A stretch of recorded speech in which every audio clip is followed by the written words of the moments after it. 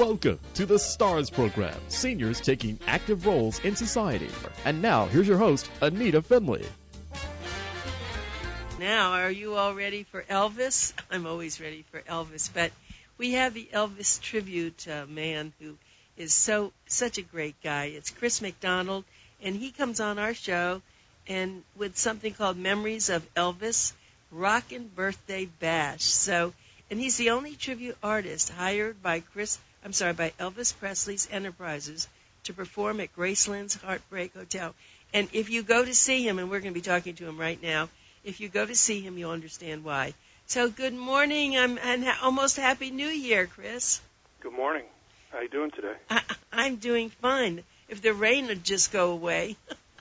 That's a part of Florida, right? Yeah, it's a part of Florida. But so how are you doing? What's going on, and what have you been doing since the last time I talked to you?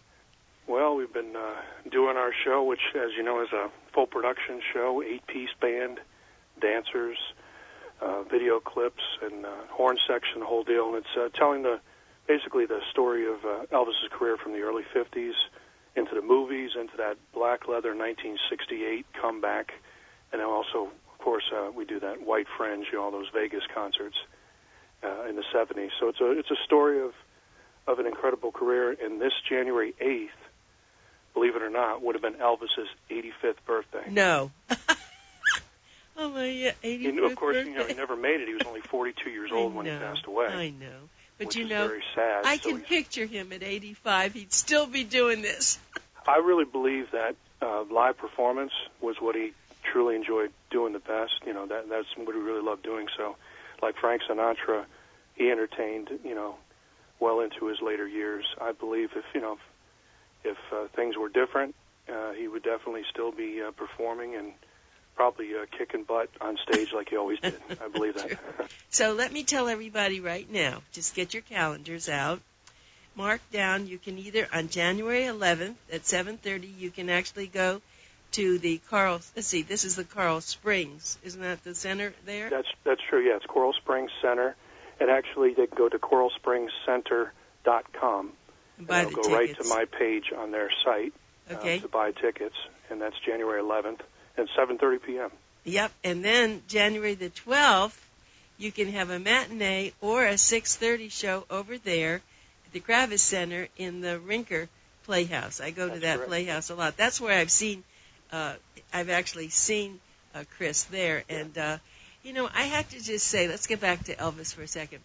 Sure. Of course, we know that there are all these young people, and they have all their own special music, but yet, just as you mentioned, Frank Sinatra, but Elvis Presley, there are few people whom they really respect and want to hear their music.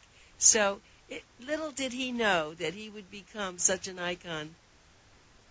Yeah, when he started out, they didn't know what they were doing. Matter of fact, we performed many shows with the Jordanaires, who were Elvis's original backup singers, that did all the harmony vocals, and Elvis's drummer was DJ Fontana. So we had the fortune of being able to perform with them live at concerts. And I was talking with DJ, and he said that they really didn't know exactly what they were playing, because it was early on, it was the birth of rock and roll, with That's All Right Mama, which was kind of country, but it was done differently, because they took songs that were a mixture of genres like country, rhythm and blues, gospel, and it all kind of fused together to create that new sound of rock and roll. And they were doing things that just had never been done before, so it was all new to them. And the live performances were so strong, too, that, the kids were reacting and to the music, because they didn't know what it was either. And that's what was fun about it. It was the birth of a whole different kind of genre, and the energy level that Elvis put on stage when the music occurred, his movements, his gyrations, everything that he did created just something new and different. And then, of course, that music established rock and roll, which the Beatles came, the Rolling Stones, and of course all the great blues and rhythm and blues artists were around too. Chuck Berry, Little Richard, all those guys. So all that music just created such a memory, I think, cultural memory for us. It was different, it was something new, and basically we created that, and it spread throughout the world. So that's kind of something that, when you have an artist that does something like that, they're going to stand the test of time, because it's something where you've helped create a whole different genre of music. So my question is, I don't recall any other entertainer that did those gyrations or was so sexy, because, although his music was great, I think if he didn't do that, he would have just been another good entertainer. But this put him apart. I think what happened is that I studied this. My mom got me into this music. I was just a little kid, and she'd play the music, and then we'd watch the old movies on TV when they'd rerun some of the old Elvis movies. And what attracted, even just as a kid, was that he was cool. That's a good one. He was cool. He'd beat up the bad guy. He'd win the race. He had beautiful girls chasing him. It sounded like such a great thing to be, a rock and roll idol. And then what he did is because he moved around, he wasn't just standing there and just singing without any, he added so much to it. And of course, once I started studying the information and looking at things, the Ed Sullivan Show, they cut him off at the waist because they thought he moved too much. And of course, as soon as you do something like that, people are going to go crazy. So why are they cutting him off the waist? Right. Everybody gets excited, so it makes it even better. And I think your television, early television, and the way people looked at things, that just exploded because of that. His popularity the interest was there. It's kind of like today when things go viral, when there's a video that goes viral on YouTube or, wherever you're watching your videos. That kind of thing is what Elvis did when he hit television. He went viral. And after that, forget it. That's a good way to put it. So my question again was there or is there even today any entertainer that gyrated the way he did? Not quite the way he did. Right. No. I mean, there's people that move around and dance and have a great time. And not like this. But no, he just had a certain thing that he did. And DJ, I was talking with DJ, Elvis's drummer, what kind of really helped the whole situation is that DJ, when he first started out, before he played for Elvis, he kind of, played, of course, around the Louisiana Hayride. There was like a tour that was going throughout the South. And he played at, different little nightclubs and that kind of thing. He also did burlesque shows. So he would actually play the drums when these girls were moving. Right. And he would accent their movements, right. When they would move here and there and different body parts. Right. You don't have to go into it. No, but we know.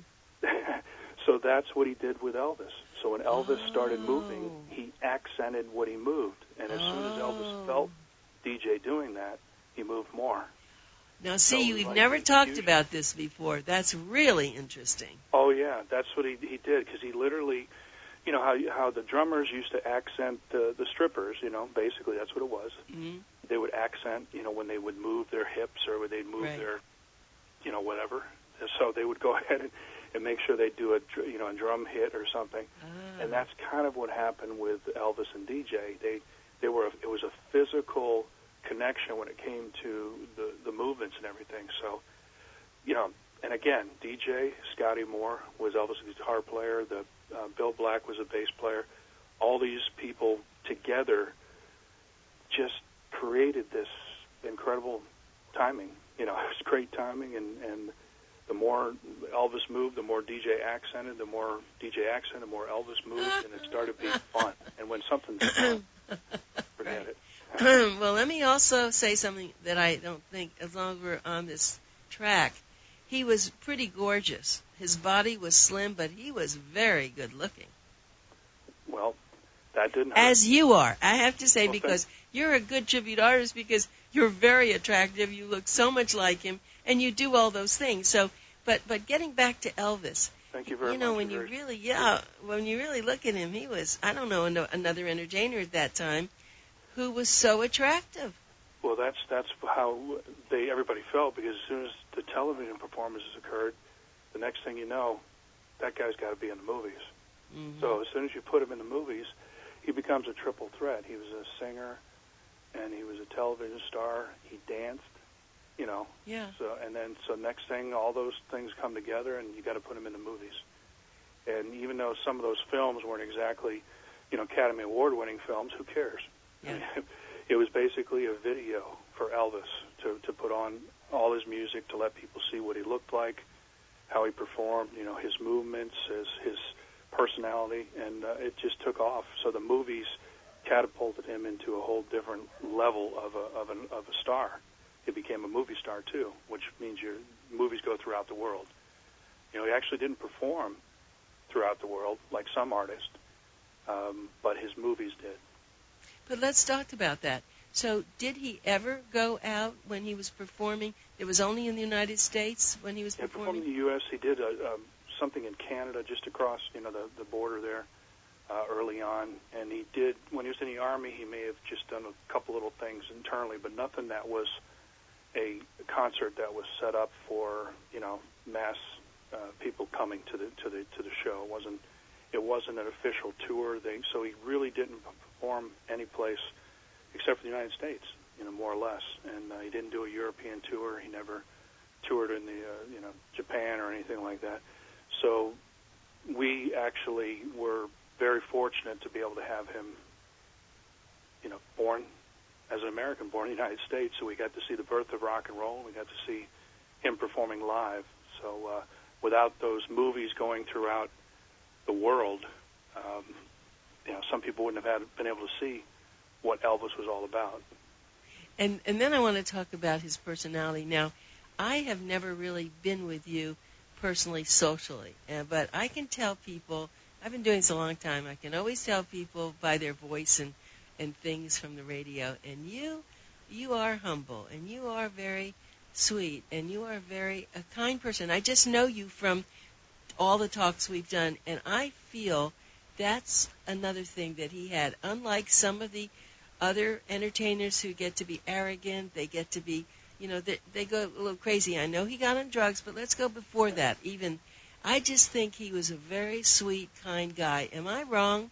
He was so grateful to be able to do what he loved, and that's what I feel too. I mean, if you're able to do something you truly enjoy doing, and you bring joy to people and smiles, and you have fun with people, and you're able to do that for a living, he was extremely grateful, because he came from a, you know, very poor upbringing and didn't have much growing up, and when he got into the business, he was never really completely secure about that it wasn't going to all disappear. You know, and that's kind of, you know, how he existed. He did take care of people. He was generous, and you know, he did what he could, and I think that kept him humble too. Even though, you know, you have to, as an entertainer, you have to have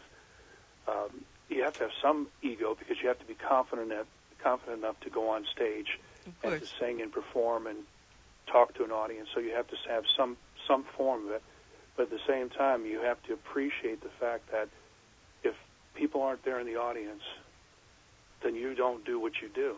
So it's a give and take. You have to make sure that you respect, entertain, and appreciate those wonderful people that come out to see you perform. And I think he always felt that. And when I've seen, I'm grateful to be able to do what we do. Right, and I want to talk about Chris himself. So when he does the tribute, that you could just close your eyes and you think he's Elvis. I mean, even when you open your eyes, you think he's Elvis. And he does this, and I've seen him a few times, and what he does is he gives out roses, he gives out scarves, he kisses people on the cheek. People can't wait to come up to him. They really see him as Elvis. I mean, I like just watching that. So let me tell everybody, please get your pencils out. Remember, this is Pencil Talk Radio.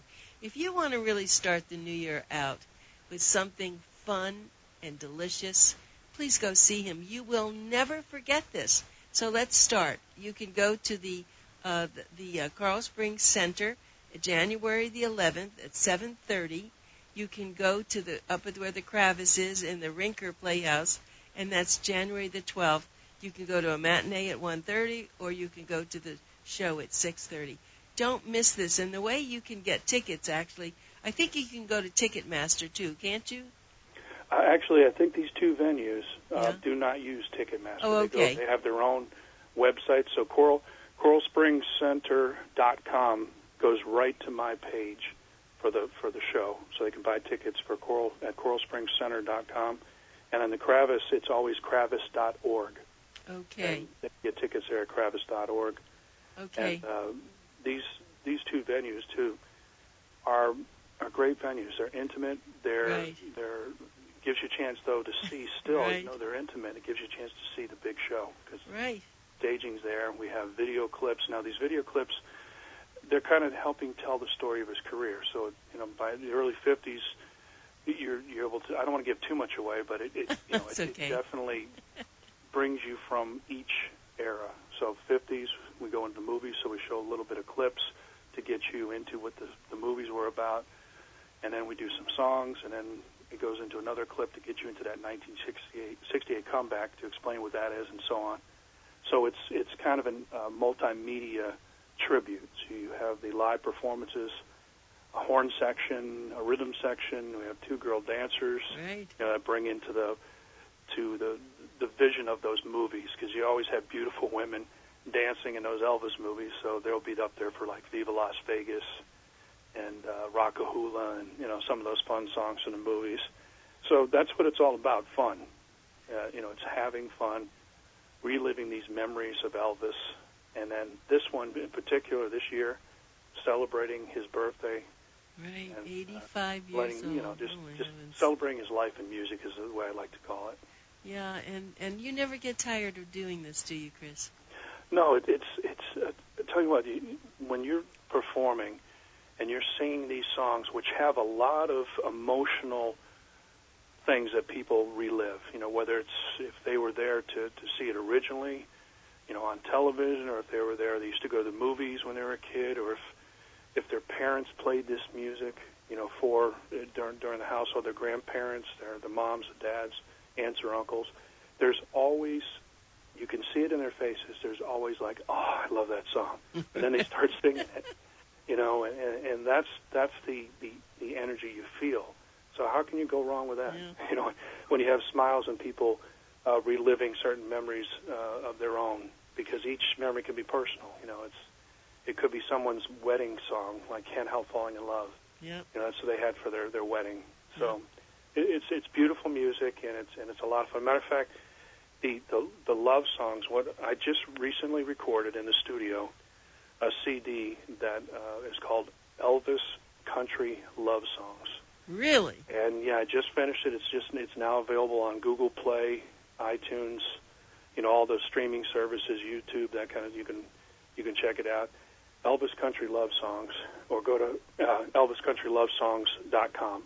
Good for you. I'm so happy. Can people, but when they come to your performances, can they buy them there also? Yes, we'll have the CD. It's just, like I said, just released, and it'll be available at these shows.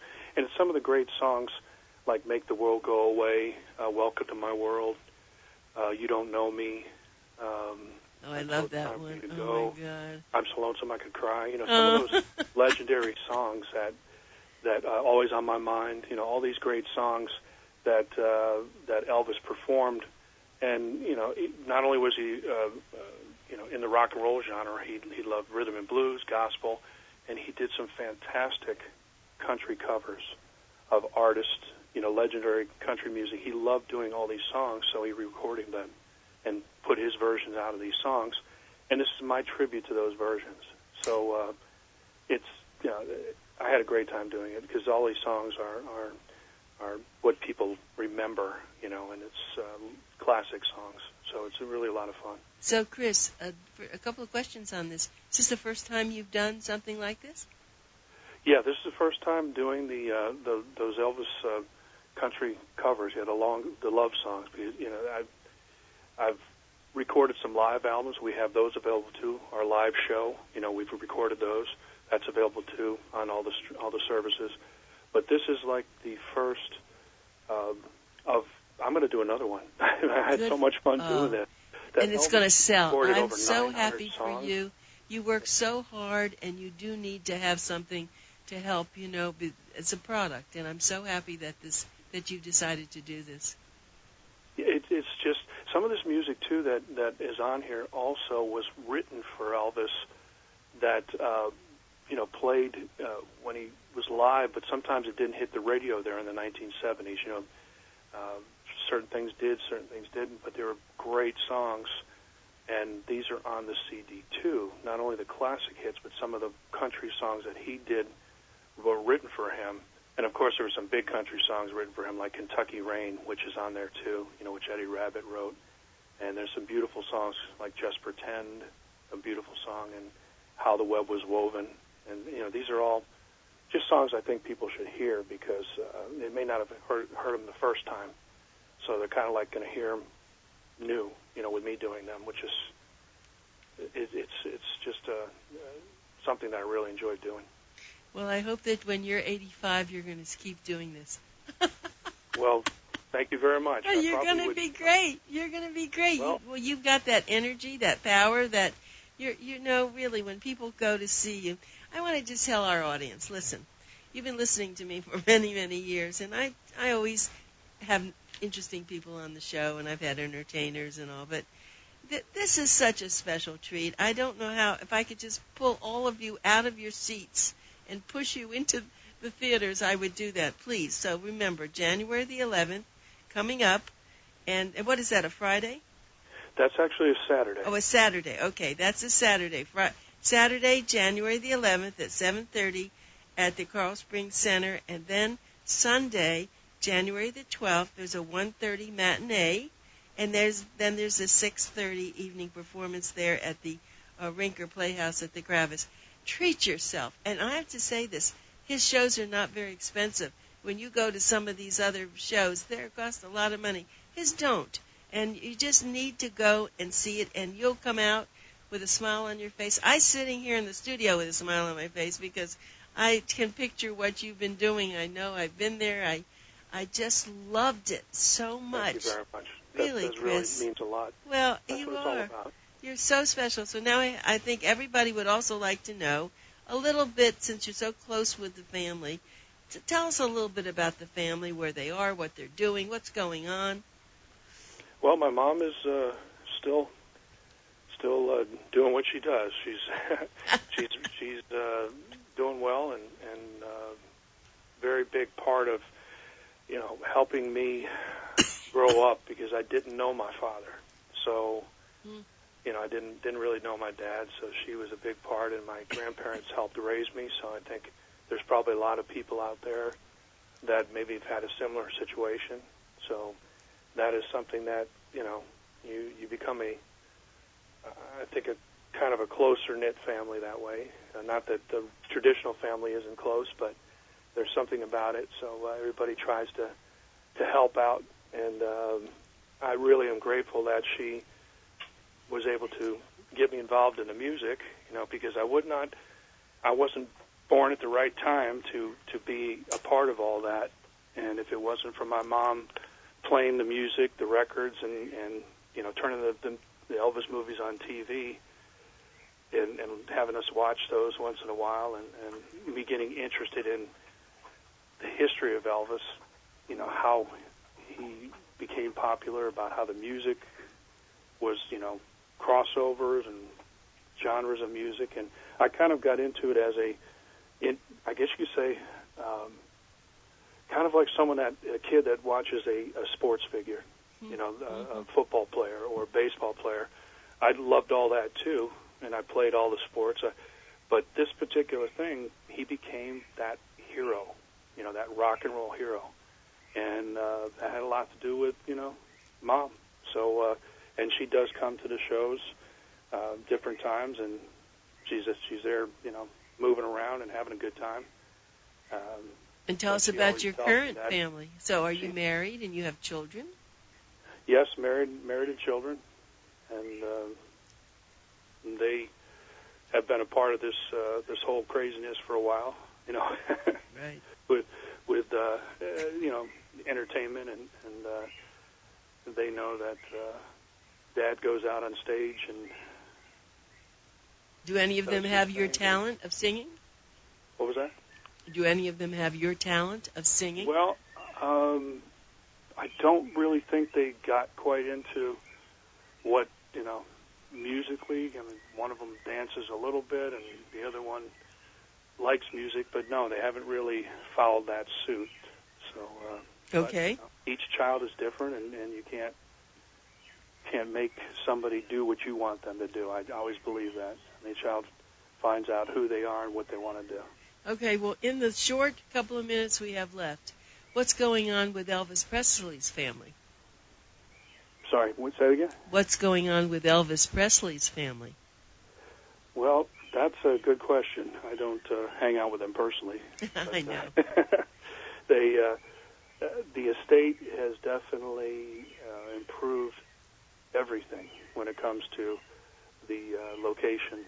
They've created a really big place, big museum area, displays. Everything has really been increased over there. So if you ever get a chance, if you haven't gone to Graceland and you haven't seen the home, or you haven't seen the plaza, the new hotel, all kinds of stuff that's going on in Memphis, you should, because they've put a lot of money into the museums, and they've found a lot of incredible artifacts that they keep putting up that's new, and they have events. So they've actually increased their whole display of Elvis's legacy and Elvis's history. So it's a wonderful place to go if you get a chance.